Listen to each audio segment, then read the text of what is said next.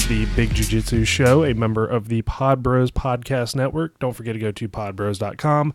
Check out some other podcasts you'd like to see, and maybe you'll find something you like. And don't forget to go to bigjujitsu.com, buy a shirt, buy something from Amazon, give me and Shawn and John money, and we'll be happy. I'm Rob the Lord Humongous. And I'm Shawn the Duke Humongous. It's just you and me today, Shawn, and we're back. Yeah, it's been a while. It has been a while. So how you been doing, man? Oh, pretty good. I see that you've had some time to grow a beard out. I have. Pretty majestic. Well, it's kind of depressing because I have like the gray in the beard here. So I feel like I'm not distinguished enough to have gray in my beard, in all honesty. Yeah, I think mine's going to I think this is the year that mine is going to go completely gray. No, hell no. Are you kidding me? A beard that majestic? Yeah, I know guys that are my age and they're completely gray, so it could happen at any time. But I also know guys in their like 50s that, you know, their hair still stays colored. So we'll see. What, but I think it could happen. Couldn't you like pull off the I think I'm going the Reed Richards, except like I'm way cooler than he is. I've got like the white going down the sides starting here. Yeah. Except I like that. Except I've got better superpowers than stretching.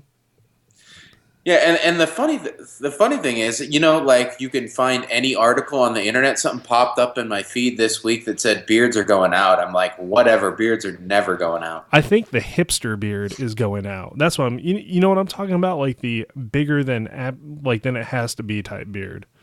Mm-hmm. Like the guys with like they look like they're fucking tribal leaders in between Pakistan and Afghanistan and. But they add the Raleigh fingers curly mustache on top of it. That ain't cool, man. No, it's not. It makes me want to T-bone you in traffic when I see people with mustaches like that. But I don't give a shit if you like my opinion on mustaches or not. Yeah, so you were on the road and back in the States for a little bit. Yeah, it felt good, man. It felt good to be back. I actually got an extra day. I think I was the only person happy that our flight got canceled because I had a few. Do what? Did you miss the German sausages a lot while you were stateside? Not really. I did miss the schnitzel, that's for sure. And then, so I went out and had some beer. I was really excited because they had a German brand of beer. There's this place called World of Beer, right? And then they have this German. What is it? This German brand out there, the Weihenstephaner. And I was so excited because they had fucking Weihenstephaner and I ordered it. And I'm thinking like, oh man, this is going to be great. You know, I enjoyed drinking this back in Germany. Got the bill. That one beer was $10 fucking. Man, that buys a lot of finger tape for jiu-jitsu. Yeah, no shit. And buys tape, buys like a whole bunch of like, you know, breath mints and I don't know, man. There's just like $10 on a beer. Like my mouth got dry. Ibuprofen. I could probably buy 2,500 like pills of ibuprofen for $10 now. Yeah. I think you can get the big one at the dollar store for $10. It's the same stuff, man. They haven't really changed it. But so I'm on the plane getting ready to leave, and I'm like, oh, this is depressing, and I don't want to leave. I was there like a real short, you know, I had like my big dopey mopey sounding voice on. I don't want to go. I want to come back. So, you know, the captain comes over the airplane, was like, hey, real quick, you know, we're having the mechanics check out a faulty alternator light on the right engine. So it'll be like 5 minutes. So 30 minutes rolls by. And they're like, well, we don't know if you're going to be able to make it to your connection. So I'm like, it's okay. Let me go out front and check. Glad I did because I was like the third person in line. 2 other people went off. I got off, and then we're in line seeing if we can get a connection. And they deboard the plane like 2 minutes after I get off. So there's like a fucking line behind me of all these like pissed off people. Oh, yeah, that's happened to me before, too. Oh, dude, they were mad. I can't blame them because it was going to Atlanta. The first flight was to Atlanta, and the guy came back. He's like, well, you know, we don't really have another connection that you can make, so you just have to come back tomorrow. So, yeah, you really see the nature of people in that situation because that happened to me last year one time at, like, Dallas, and when everybody gets their flight canceled, you see some the worst parts of human beings. Yeah, what strikes me as weird is it's like people like, do you want the aircraft to fly that has like a known fault in it? Like, I don't know how airplanes work. I mean, I get the basic fucking principle of it, but if you're going to fly an aircraft and it's going to, have pieces not working on it, isn't there a good chance it's going to crash into the fucking ocean or, straight into the ground? Like, I could drive a car without an alternator. Can't fly an airplane, I don't think. I know it's kind of weird. Yeah, not a risk I'm willing to take. Nah, not really. So, topic I really wanted to talk about today is something I know you and I have discussed before. Not kind of in a sense, but maybe more like not on the podcast. And it was involved CrossFit. And so recently there was a article of a guy who was on an airplane. So I guess this all kind of ties together. He wanted to go in the back and do yoga. So the flight attendants were like, nah, man, you can't do fucking yoga in the back of the airplane. And so the guy pitched a fit. I think he pissed himself, and the air marshals had to take him off the airplane. Like, screaming, angry that they wouldn't allow him to do yoga in the back of the airplane to relax. So I'm like, that's kind of crazy. But now there was a video not too long ago. So of two guys, I'm trying to remember who it was, doing jujitsu at the front of an airplane. Like in a 767, they're like in the cabin area, just rolling. Like not a real big roll, but like a flow roll, I guess. And that made me think, I was like, fuck, man, like how annoying would that be if you're, trying to enjoy, I don't know, like whatever episode of Modern Family is playing on your cross-Atlantic flight. And there are these two assholes doing jiu-jitsu at the front.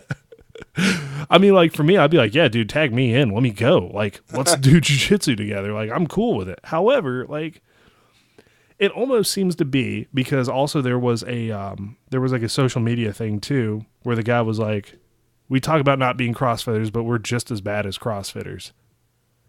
It's fucking everywhere, man. Jiu-jitsu people? Yeah. We're getting to be that bad. Do you think we're getting to be that bad? Like, some people are really taking it to the fucking extreme here. I think it's a small community, just like CrossFit. So I mean, there's definitely some similarities, and I think even at like everybody has their hobby. So even at work, if you're talking about jiu-jitsu all the time, and your buddies, at work or coaching the kids' softball team, or this guy's into religion or whatever, people have different interests. So. But I can see that too. Like, but I would never try to like convince like CrossFitters let you know that I guess I do that too with jiu-jitsu. It's a part of my identity, and just like anything that people are passionate about jiu-jitsu just like they are about CrossFit. So yeah, I mean, I guess it's good to be passionate about it, but it seemed like there was something about it was like what was it? Handstands are real big or whatever. People doing handstands in different places to show off their cross fitness. And then some dude did like a fucking handstand on the Holocaust Memorial.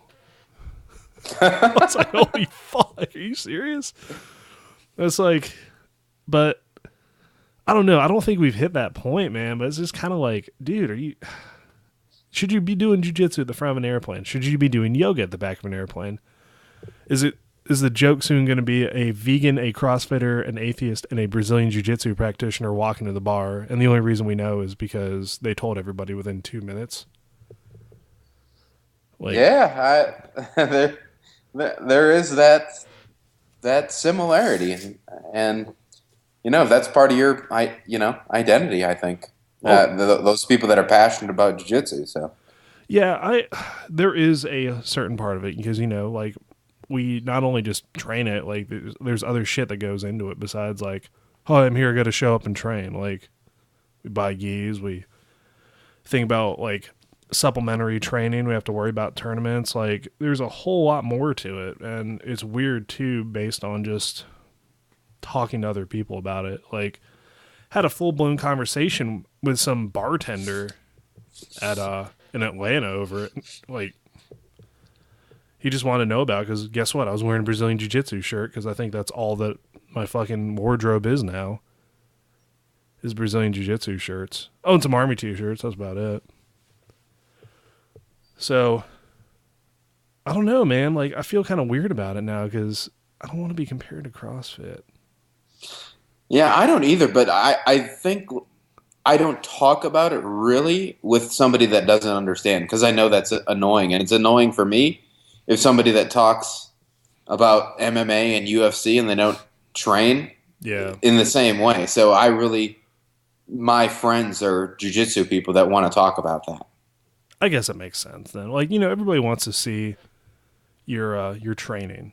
Like, like I like to see you train. I'm sure you like to see me train because, we're buddies. Like, but then at the same time, I don't really give a shit about people like, I don't know, like in the weight room. Like, it doesn't do anything for me because it's not something I share an interest in.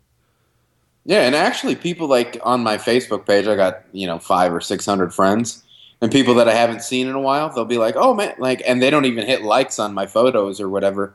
But they'll be like, oh, man, I see you're training a lot of jiu-jitsu and doing tournaments and stuff like that. That's really cool. Keep posting stuff. So, oh, that is cool then. That's been my experience, not like people hating or anything like that. Nobody's hating on us. Well, actually, yes, they are, but that's okay.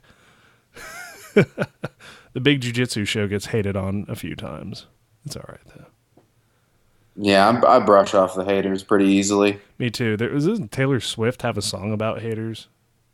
Yeah, that's like one of my. I like listening to that on squat days. Oh, that's dude. Really motivates me. So, what is your lifting like playlist then? So now that we know Taylor Swift is in it. Well, I change it up. I got anything from a Rage Against the Machine mix to like a 80s pop mix. So yeah, I keep it varied. Yeah, that's I started really listening to more 80s music recently. Like it was weird driving around in the States listening to Radar Love by Golden Earring. It's a but great Germany song. But in Germany, like the public radio stations, like they have it's all 80s hits, man. From what I remember when I was there. Yeah, maybe, but dude, they've moved on to the 90s. Like I'm hearing a lot of like 90s alternative now. I'm like, oh, this is a great station. Like, what is this, an American station? And the announcer comes on, and he's speaking in German. So I'm like, whatever, man, I'll keep it on. It's music I like, and they don't censor it either because they did "Hypnotize" by Biggie. And I was like, holy shit. They don't censor anything out here. Yeah. The other thing that you're talking about, like being in public and being like, wearing a jiu-jitsu shirt. A lot of people aren't aware of it. But like when I was at Pans or whatever, like all the brands or whatever, you have your show, your roll, your tatami or what, whoever people are sponsored by, Keiko gear or whatever. And you see all these people wearing it. And, like, really, if you're anywhere else, nobody knows what the hell that brand is or what it stands for. Or, like, the brands that are maybe popular or cool to us, like, they're meaningless to the average Joe, yeah? I'd say so. Like, thinking about it. But there are some, like I have my big jiu-jitsu t-shirt, as I hopefully some of our listeners have those as well. But they'll be like, oh, shit, what is that? What's that all about? Is that what was it, Chewbacca and a gi? Like, no, man, it's a Sasquatch. So, like, they'll ask questions about it, but I think that's because I'm shamelessly plugging the podcast out there. But, I don't know. Like, I'm really beginning to think, like, I don't know. I think I'm kind of dialing it down now for, like, I don't know. Maybe I just Talking about it? Yeah, I guess. Yeah, well, we do a podcast. We train. We think about it at work. We're probably watching YouTube videos at work. It's a big encompassing thing in your life. And I think as I've been involved in it longer, I talk about it less with people that don't get it. Yeah. Because like right when I started, man, I was so excited about every little thing. And then I would just talk to everybody about it. Now I'm just like, yeah, these people, they probably don't care. So I have other stuff I can talk to people about. So, do you think it might be more of like a white belt problem? Like the white belts adopting the jujitsu lifestyle of Yeah, and I being mean, there's all those YouTube videos mocking these, a white belt, but it's because they're excited. So I mean, I'm not going to get mad at a white belt for being excited about jujitsu because we need the people. we Not do. that many of them stay, and if we want jujitsu to progress and for more people to be involved, we need people to be excited about it and support it. So, Man, I'm so torn right now. I don't even know. I don't even know what to do, Shawn. Fuck. I didn't even get to. You know what? I didn't get to roll while I was home. Kind of bummed me out. and then you do some. What was that? Didn't you do some kickboxing? I did do kickboxing, and I'm probably gonna get some heat for this, but I did a kung fu class actually. Oh yeah, Yeah, I what'd did. you learn? So it was a joint lock class, and my friend Kathleen, she teaches at a kung fu school, which is pretty cool. So she invited me to come do class, and I was like, okay, yeah, let's do class. Learned a slight modification to the inverted arm bar, which actually, Okay. yeah, might work out really well. So I'm gonna try that out this week. Hopefully my students don't listen to this, so they don't know what's coming, but they should by now. And then kickboxing was a lot of fun. I tore my fucking Muay Thai shorts though. Well, they might be a little too tight. Maybe they're like they go all the way up to your crotch. I've also had them since 2001, so they might have a little age on them. Well, I busted through. I had a complete blowout working on my pool this week of my favorite work khakis when I bent down, Shit. and then the next day I was getting ready in the gym, Yeah. and like these ones were already used too, and I blew out a second pair. So I blew out two pairs of khakis in 2 days on Wednesday and Holy Thursday. shit. I was like, and I'm pretty fit, but if I was like a bigger person, I would probably be like, man, I might have to do something about this butt. They was it like super obvious when you did it? The Like one you, at the one at work, I was able to like make it home because it was just a small slip. But the one that happened at my house, it was a complete blowout when I went to bend over. I was like, so it was like a fucking belt loop all the way down to the crotch, pretty much the blowout. oh yeah, hey, you're a big guy. It's happened to you. It has, yeah, dude. I was kicking. I was like, dude, these like, maybe I just wasn't wearing these shorts low enough. Nah, dude. I was like, what the fuck? So I'm sitting there doing like crunches, and I showed Trevor. And I was like, dude, check it out. So pretty much I was wearing like oh shit, what's his name? He's a Muay Thai fighter. He practically wears like a kilt, but that's what it was like. Except I'm wearing like boxer briefs underneath it. So I'm doing Muay Thai in boxer briefs practically with like a little Nice. bit of material going around it. Well, there's the young guys that just wear the spandex anyway. So Oh Jesus, man, that's a little too much for me. it is, man. The dude that trains no gi and just like the spandex and is The all. the It's bad and boy it's ones. usually yeah, it's usually like the 18 to 25-year-old dude that just wants to show off his ripped abs. Like, hey, let's roll, man. I'm like, dude, this is a little creepy. We had a guy when I first started training. He would wear the Valley Tudo shorts, but he was like 37 and he just started. And it didn't bother me because I wrestled. I'm like, dude, I'm rolled with guys wearing less, but he just wore the Valley Tudo shorts and like some random T-shirt. So it was like not as bad, but it just kind of struck me as weird. It's like I'm gonna start doing jujitsu, and I think those shorts are gonna be the best for me. Like, sir, those are kid sizes. I'm like, no, those are gonna work for me, man. Like put two of them in there, just in case I have a blowout. Can't say I've ever blown out a gi though. Have you blown out a gi ever? No, I mean, I have enough gis that in my rotation that I've just had like a couple rip along the collar, and the old wooden ship from the grips. So I have a few tears on the lapel, but sounded like the wet ropes, like when we hit a good wave, just like that. yeah. Oh man, that's how you know you got some good grips in. Where it just sounds like the ship's falling apart or it's like an old, like desolated wooden ship and nobody on it. So how's the training going for you though? Because I know you're kind of back in it now, right? Yeah. Well, I mean, I've been competing and training, and doing my best to be consistent and train safely. So been going real well. Working a lot on my guard, working a lot on guard recovery, and the top game is there. And I did get third place in my weight division and third place in open at Pan. So nice. Pretty happy with my performance. I've still not been submitted as a blue belt in a tournament. So, that's real good. Yeah, and in one of my matches, a guy did not tap, and I felt his arm go out. And I was like, dude, you should have just tapped. Like, I felt freaking horrible, And it's like, it's not worth it at a blue belt Masters 2 division to not tap to something. To let your arm just go out because, yeah. What do you think possesses people to, like, was it the finals? Was it like the semi? Oh, no, like quarterfinal match. Man, I don't even think I could go for that. I'd be like, well, it's a quarterfinals. It's not worth, I mean, if there's like a lot of sponsorship money or something on the line, maybe, but you're not going to fight when your arm's out of place either. Nah.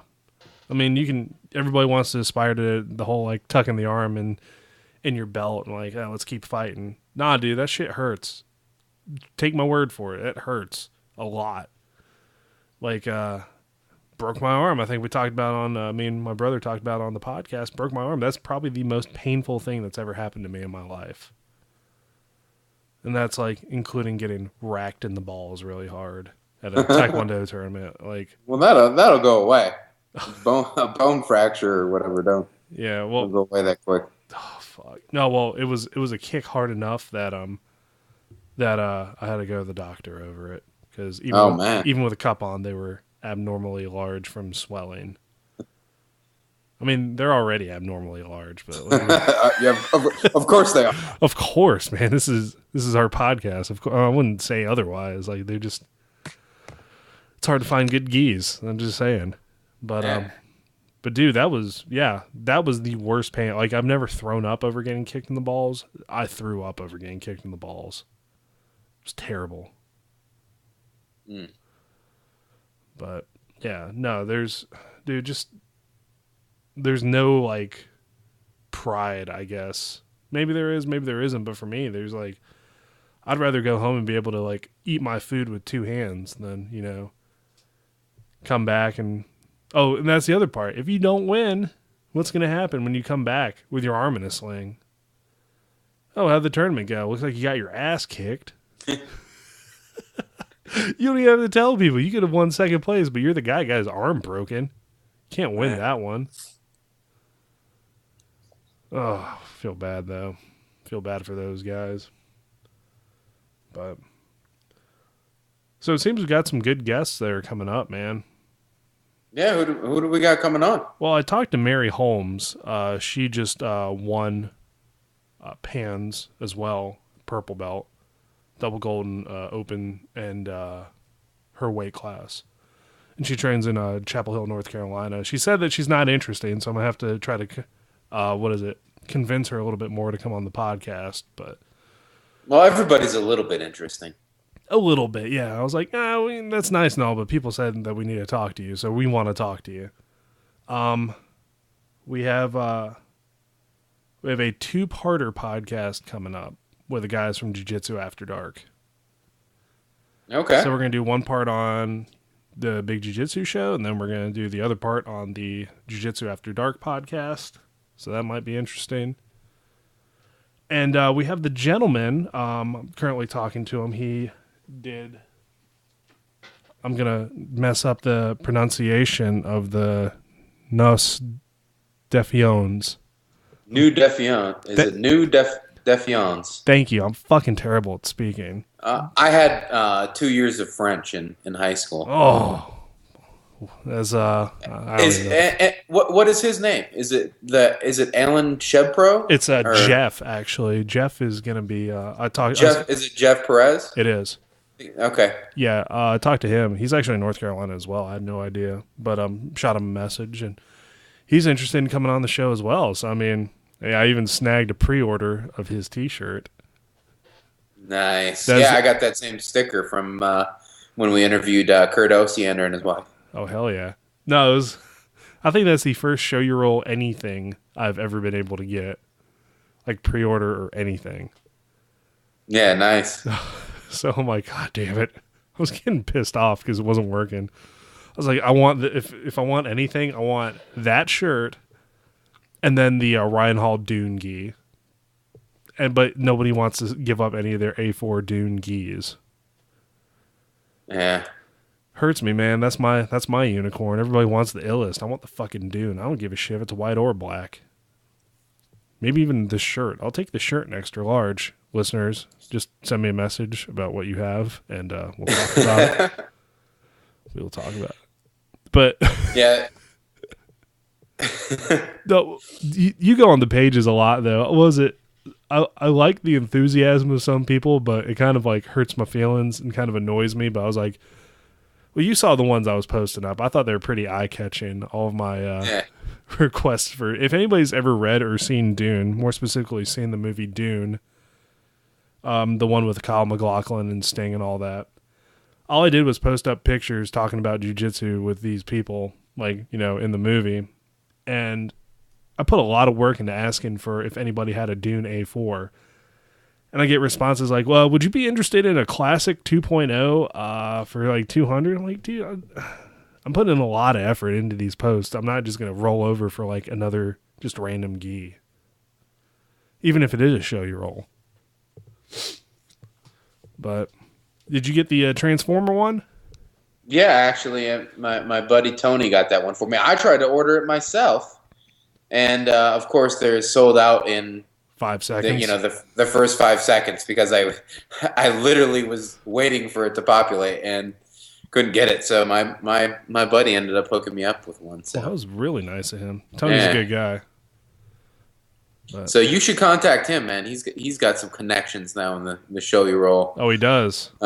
Game. So maybe he'll be able to help you out in locating one. I sure hope so, man. Because I'm probably gonna send him a message right after this. Since it's what time is it there? It's just like 4. It's like 1 a.m. here. So I'll just send him a message right after. But yeah, man, it's hard to get like a gi you really want. I mean, the majority of my gis are just kind of like, well, you've given me a couple really awesome ones.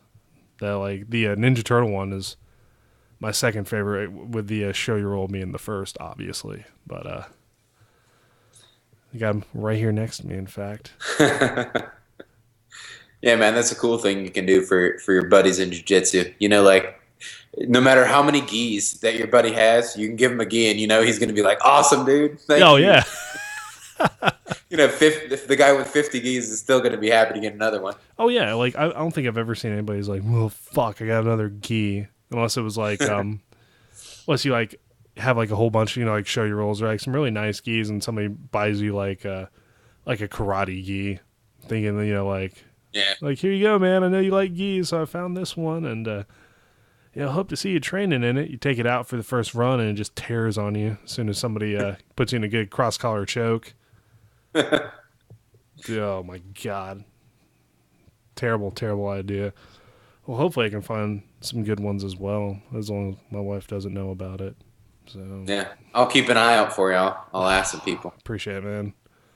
Hopefully maybe some listeners will I'm not paying $600 for it. I'm just going to throw that out there right now. I'm not paying $600 for any gi unless it was like worn by Helio Gracie, and I'm going to try to squeeze into it. You think I could squeeze into like an A2? You looked like an A2. No way. Maybe if I skinny thoughts, I can get into it. What you got over there? Something partying? Was it spray paint? But so the school also, since I'm going to be out there in June, July, I get to see it for myself. The school looks like it's growing pretty well again. Maybe. Yeah. It ebbs and flows, and some nights we have 20 to 30 people on the mat. So, and I know I didn't go up to the tournament last weekend, but I know they did very well. So, a credit to Andre Quiles, and our gym for working so hard to bring home all those medals. Yeah, they're killing it, man. I'm excited for y'all to beat me up now. Yeah, I can't wait to beat you up. What? Is that a And challenge? no, it is a challenge. Challenge. And I can't. And I've been perfecting that knee cutter with Rico, Jesus. so it can be effective again. That's good. He's a good guy to work with. I said Rob is getting smart to this knee cutter. I need to be prepared because he blocks the underhook and then rolls me. You know you do that to me. I know. I can't have you doing that to me. But the problem is I've like had to teach my students the knee cutter so I can work on that as well. But I've only got like a month and a half to work on it. Because I feel like there's going to be something, I'm going to do it. Like I'm going to rely on what worked last time, and you're just going to steamroll me somehow. I just have this feeling. I just have this good feeling going on. But it's okay. It's a month and a half, or 2 months actually. 2 months of Jujitsu and Muay Thai. I think I can handle it. I mean, I guess there's like an army school in there somewhere, but who cares? Yeah, don't worry about that. Yeah, you know, it's an excuse to come out there and do Jujitsu and Muay Thai and eat roller dogs and... Those Circle K roller dogs. Jeez. Well, you know what's funny is like I actually had 2 for lunch from the shop and that was a awful choice. I think it needs to be like Circle K brand because that's the quality. That's a quality hot dog right there. Dude, I'm all about sausages and bratwurst, man. It's a healthy thing to like. If you just don't do it without the bun, I mean, I eat that a number of days a week, and it's easy. So. And you're in the land of sausage. I am. And the land of chocolate, apparently. Chocolate out here is pretty fucking good, too. Oh, my God, Shawn. What am I going to do with all this food besides eat it and go into the super ultra heavyweight division? I'm down to like 208, so you're going to have a weight advantage on me. Fuck, you're cruising down there now, man. What's the goal? 200 maybe? Or yeah, around there. That's going to be pretty legit, man. So we actually, before we head out, we actually do have some people to thank. Guys at StrongArm Sports are going to start picking the podcast up for sponsorship stuff. So okay, great. June we should be seeing some stuff for like they are about to start a line of jiu-jitsu gear. Rash guards, you know, shorts, shirts, all that stuff. So we all of us that are involved with the podcast should be seeing something from it right now. I actually have a shirt to send you, and that was actually like really big. So I wanted to give them a shout out. StrongArm Sports. I swear to God, I can talk.